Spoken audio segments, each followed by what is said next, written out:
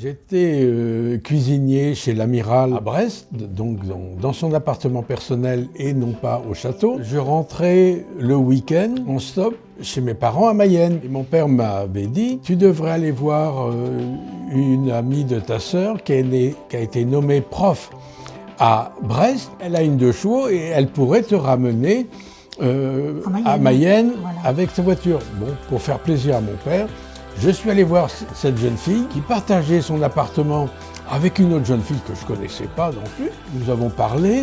Le soir, elle me demande « Qu'est-ce que tu fais ce soir ?» Je dis rien, mon service est fini. Veux-tu manger avec nous?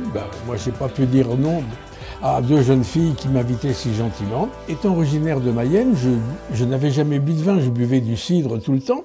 Pour accompagner ce repas que je leur ai préparé à l'improviste, l'autre jeune fille m'a dit, a sorti une bouteille de Cabernet d'Anjou. Moi qui n'avais jamais bu de vin, j'ai trouvé ce vin rosé, fruité, très agréable. La jeune fille était jolie, sympathique et tout. Et bref, voilà comment on s'est reconnus, comment on s'est revus et comment j'ai découvert le vin. Parce qu'après notre mariage, donc j'ai suivi ma femme quand elle était prof à Angers. Et donc, d'Angers, je pouvais aller visiter les différents vignerons. Et là, je me suis passionné pour le vin suite à notre mariage. Île de Ré TV, carte blanche au Rété.